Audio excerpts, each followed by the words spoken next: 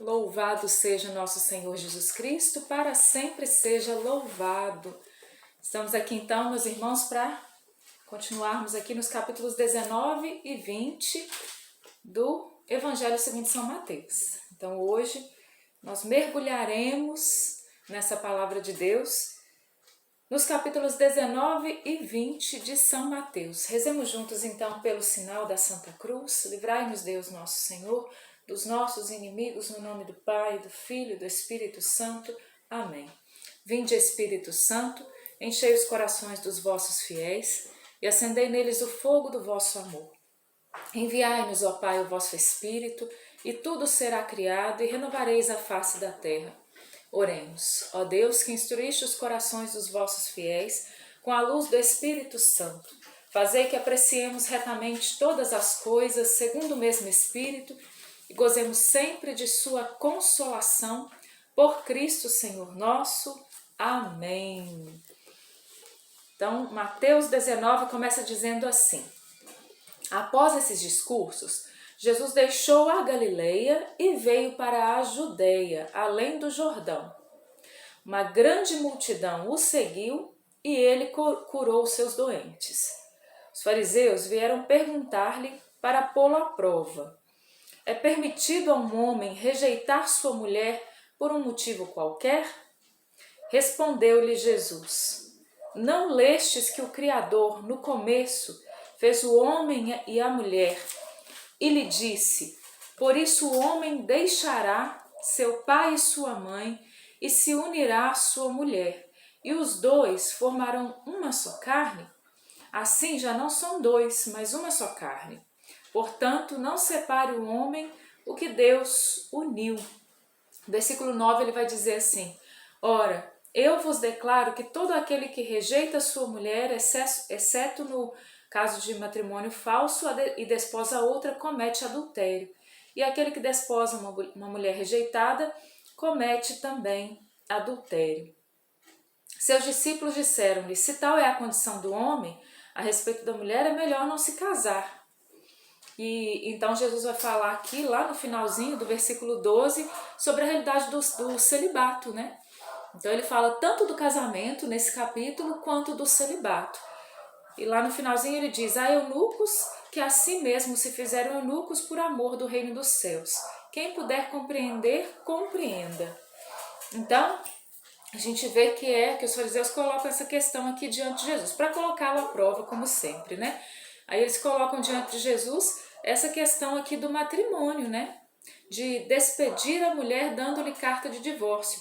E nesse tempo, a mulher ela tinha que fazer tudo muito certinho. Se ela queimasse uma comida que ela queimasse ali, né? Algo que ela fizesse assim de mínimo, o marido podia despedir aquela mulher, entregá-la de volta para os pais, dando a ela carta de divórcio, né?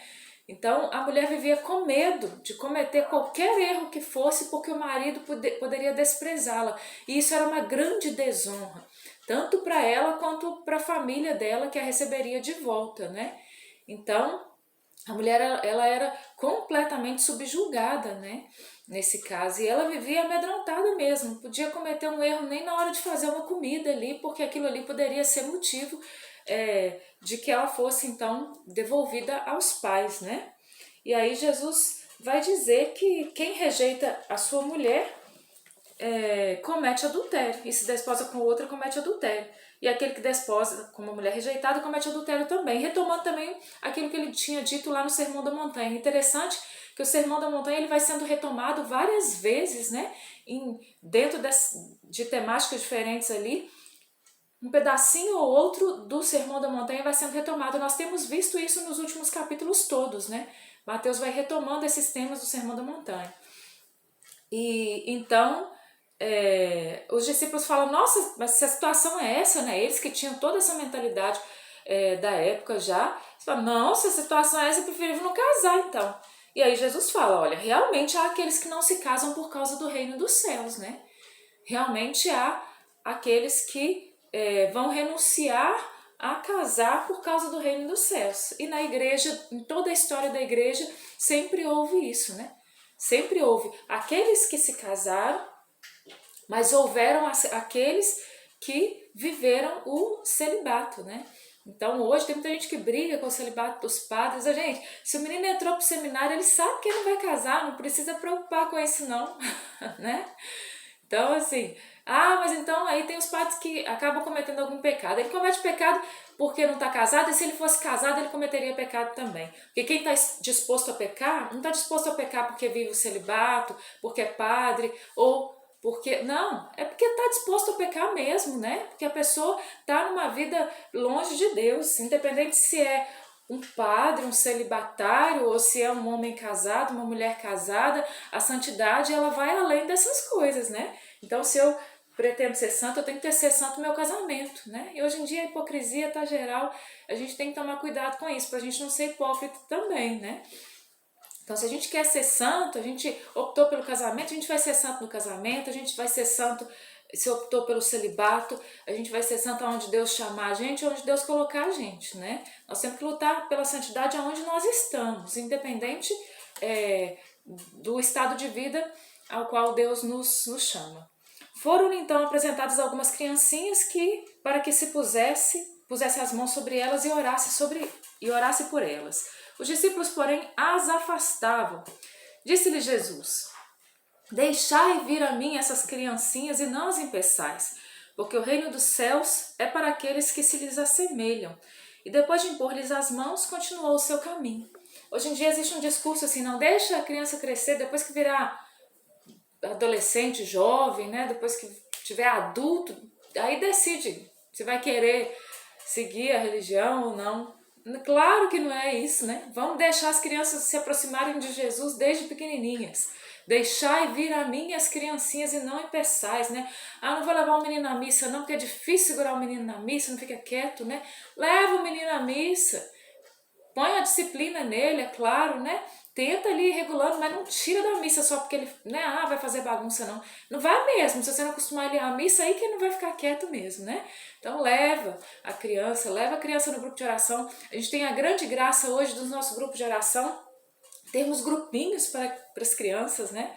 Então assim, eu posso dizer que para mim foi uma grande bênção, né? Ter participado da renovação com as minhas filhas desde pequenininhas, né? Desde antes, bem antes disso, né? Na barriga já estava lá pulando.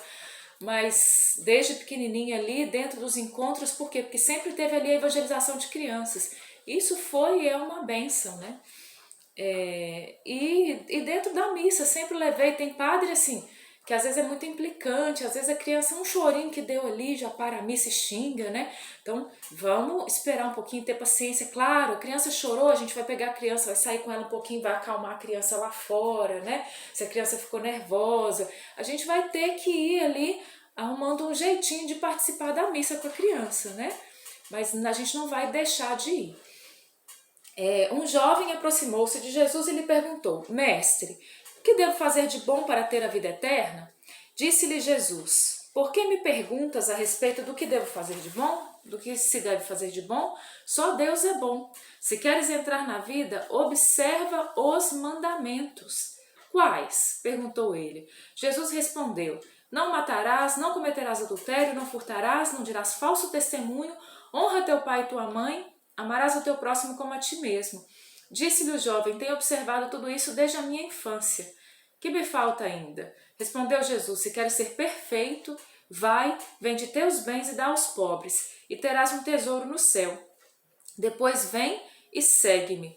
Ouvindo essas palavras, o jovem foi embora muito triste porque possuía muitos bens. Então é interessante, né? Jesus lá no versículo 17 ele vai dizer: Se queres entrar na vida, observa os mandamentos.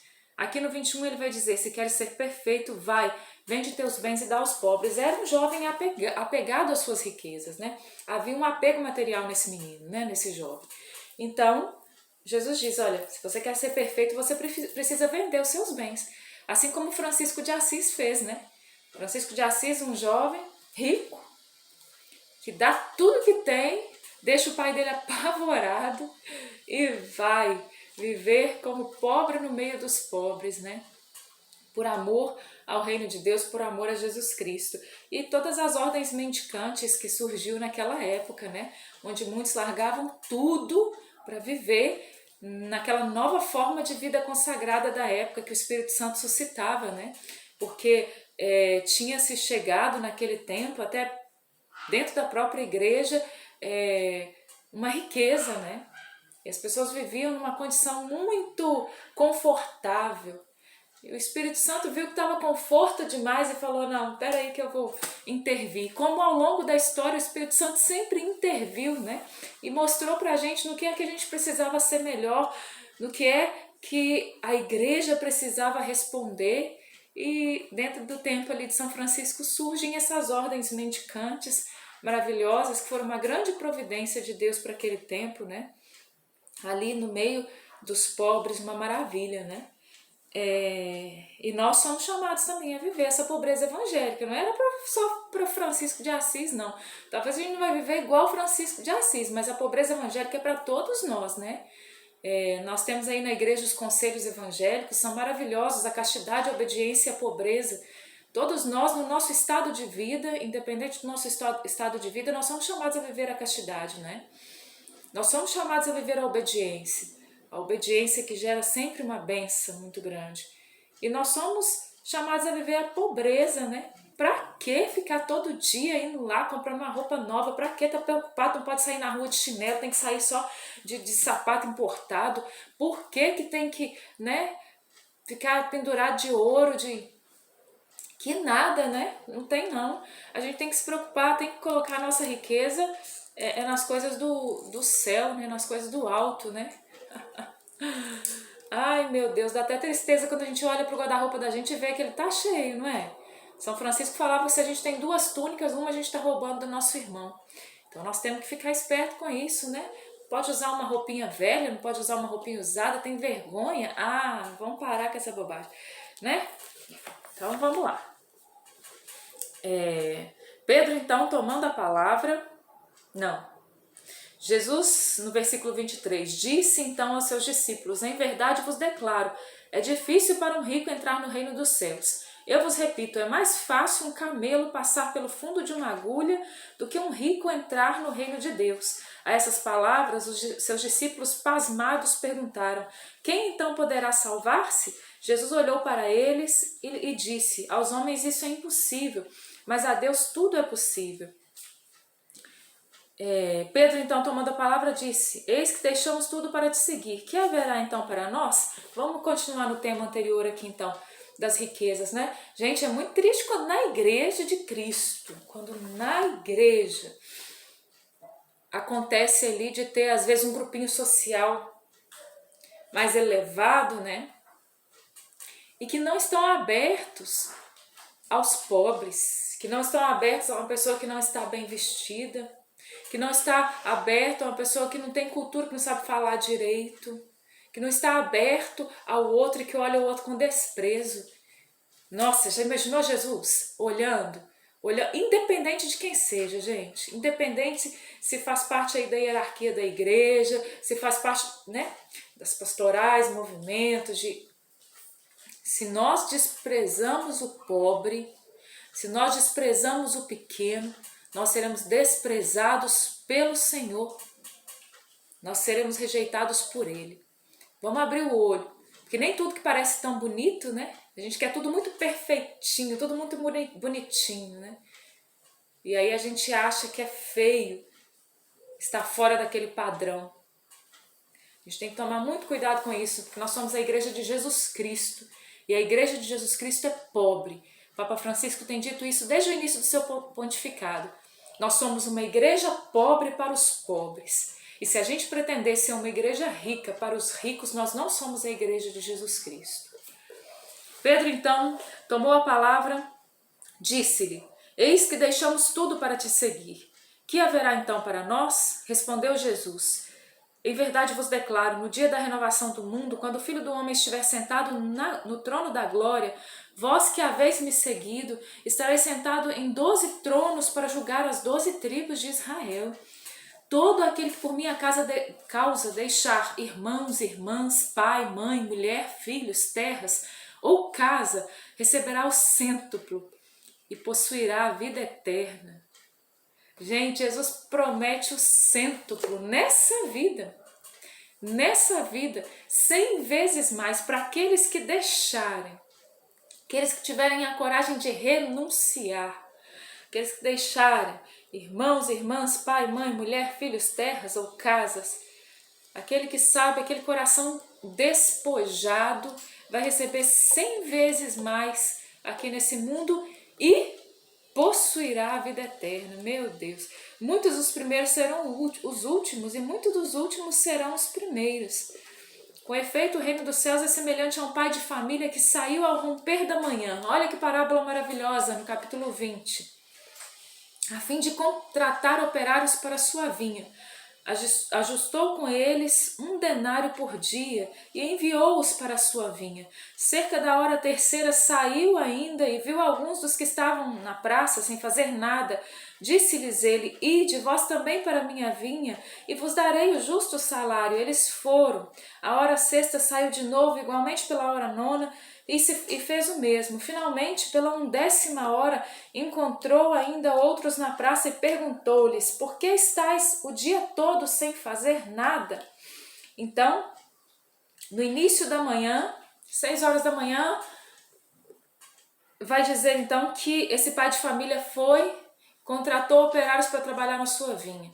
Aquele era o dia da colheita. Aquele era o dia da colheita. Era necessário colher, era o tempo da colheita. Representado aqui num dia, 6 horas da manhã, o início da colheita. Ele vai e contrata, combina com eles 1 denário. 9 horas da manhã ele volta lá, contrata aqueles que ele encontra. Meio-dia ele volta e contrata mais. Por quê? Porque a colheita era grande, era necessário e precisava-se de operários. Então, ele vai indo, 3 horas da tarde ele volta lá e contrata mais. Terminaria 6 horas da tarde a colheita.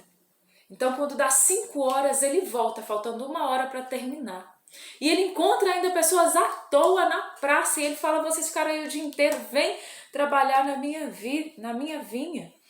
Por que vocês ficaram o dia inteiro sem fazer nada? E eles disseram: ninguém nos contratou.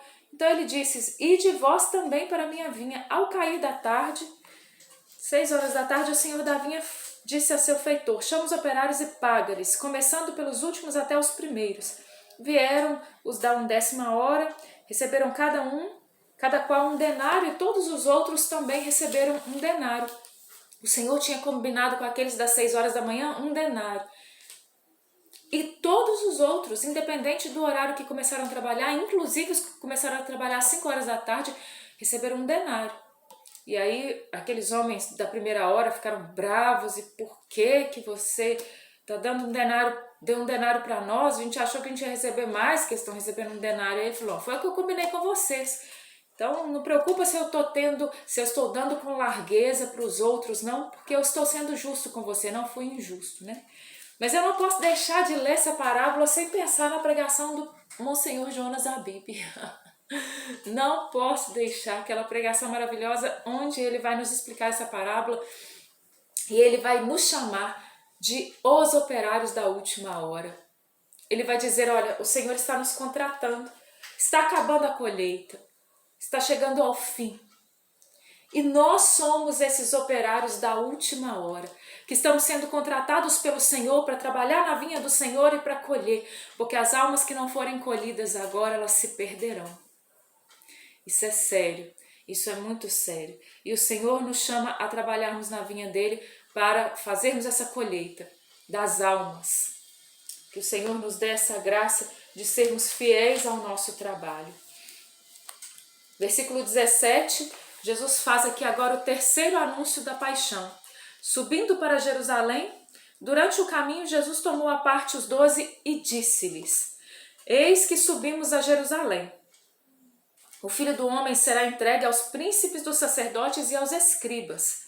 Eles o condenarão à morte, o entregarão aos pagãos para ser exposto a zombarias, açoitado e crucificado, mas ao 3º dia ele ressuscitará. Então Jesus coloca aqui claramente, pela 3ª vez ele vai anunciar a paixão, coloca claramente, nós estamos subindo para Jerusalém, o que vai acontecer em Jerusalém comigo é isto: eu vou ser entregue, eu vou ser açoitado, eu vou ser zombado, eu vou ser crucificado.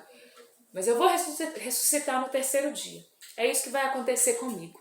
Né? Ele não engana, ele não engana. E olha só, nisso, Jesus estava falando isso, que ele ia ser entregue, açoitado, crucificado. E aí, a mãe dos filhos de Zebedeu, quem são os filhos de Zebedeu? Tiago e João, né? E ela prostrou-se diante de Jesus para fazer uma súplica. Perguntou-lhe ele, que queres? Ela respondeu, ordena que estes meus 2 filhos se sentem no teu reino, um à tua direita e o outro à tua esquerda. Estava preocupado que lugar que os meninos iam sentar no reino. Jesus disse, não sabeis o que pedis. Podeis vós beber o cálice que eu devo beber? Ele pergunta então a Tiago e João. Sim, disseram-lhe. Nós queremos mesmo sentar do seu lado no reino, Senhor. Pode dar o cálice que o Senhor vai beber, né? E ele fala, de fato bebereis meu cálice. Porém, quanto a sentar-vos à minha direita e à minha esquerda, isso não depende de mim, vou-lo conceder. Esses lugares cabem aos quais meu Pai os reservou. Gente, o cálice que Jesus ia beber era a paixão dele. Era tudo isso que ele falou aqui dos versículos 17 ao 19. Esse era o cálice que Jesus beberia. Então, quando ele pergunta, vocês vão beber do cálice que eu vou beber? Eles dizem sim. E é interessante que Jesus fala assim, vão mesmo, porque Jesus sabia que eles iam ser mortos, né? Então, Jesus sabia que eles sofreriam, no mínimo muito, né? João foi o único que não foi mártir, né? Ficou preso na ilha de Patmos e tentaram até matar, jogaram, a tradição diz que jogaram ele no óleo quente, mas não adiantou não morreu não, nem queimou no óleo fervendo, né? Mas foi para a ilha de Patmos, sofreu, né? Apanhou. Mas então ele falou assim, olha, vocês vão beber do cálice que eu vou beber, mas sentar à minha direita e à minha esquerda, isso aí compete ao Pai, então vocês não ficam preocupados com isso não. E ele continua dizendo, não, aí os 10 outros que haviam ouvido, né? Os outros 10, falando aqui do grupo dos 12, indignaram-se contra os 2 irmãos. Jesus, porém, chamou-os e lhes disse, sabeis que os chefes das nações as subjugam e que os grandes as governam com autoridade. Não seja assim entre vós. Todo aquele que quiser tornar-se grande entre vós, se faça vosso servo. E o que quiser tornar-se entre vós o primeiro, se faça o vosso escravo. Assim como o Filho do Homem veio, não para ser servido, mas para servir e dar a sua vida em resgate de uma multidão. Vocês querem ser os primeiros? Vocês querem ter destaque? Que vocês sejam servos de todos. Assim como eu, diz Jesus, o Filho do Homem, que veio não para ser servido, mas para servir. Ele era o Filho de Deus, ele era Deus. Ele poderia vir para ser servido, e seria o óbvio. Mas ele veio para servir e dar a sua vida em resgate por uma multidão. Então ele diz assim, essa também é a missão de vocês. Essa é a missão de cada um de vocês. Né? Então essa é a nossa missão. Se a gente pensa que a nossa missão vai trazer para nós bajulação e honras, não é essa a missão que Jesus nos dá. Então, ao sair de Jericó, uma grande multidão segue Jesus. 2 cegos estão sentados à beira do caminho, começam a gritar, Jesus, filho de Davi, Senhor, filho de Davi, tem piedade de nós. E aí eles tentam fazer eles se calarem, eles gritam mais alto, Senhor, filho de Davi, tem piedade de nós. Jesus parou, chamou-os e perguntou-lhes, que quereis que eu vos faça? Senhor, que os nossos olhos se abram. Cheio de compaixão, Jesus tocou os olhos, instantaneamente recobraram a vista e puseram-se a segui-lo. Que nós, como esses 2 cegos ali, à beira do caminho, nós também tenhamos hoje, e é essa graça, Senhor Jesus, que nós te pedimos, que nós tenhamos essa graça de enxergarmos, faz-nos ver, Senhor, que os nossos olhos se abram para a tua vontade, para o teu querer, Senhor, para aquilo que nós realmente precisamos fazer. E que nós possamos segui-lo, Senhor, verdadeiramente. Que nós possamos ir no teu seguimento, porque nada mais, Senhor, importa. Que nós, Senhor, não busquemos as honras e as glórias, mas que nós busquemos, Senhor, o último lugar. E que nós buscamos servir a todos e que o Senhor nos dê a graça, Senhor, de buscarmos as almas, de trabalharmos na sua vinha, Senhor, e fazermos verdadeiramente a colheita. Dá-nos a graça, Senhor, nós te pedimos nesse dia. Nós pedimos pela intercessão da Virgem Maria. Ave Maria, cheia de graça, o Senhor é convosco. Bendita sois vós entre as mulheres, e bendito é o fruto do vosso ventre, Jesus. Santa Maria, Mãe de Deus, rogai por nós, pecadores, agora e na hora da nossa morte. Amém. Glórias ao Pai, ao Filho e ao Espírito Santo, como era no princípio, agora e sempre. Amém. Em nome do Pai, do Filho e do Espírito Santo. Amém. Louvado seja o nosso Senhor Jesus Cristo, para sempre seja louvado.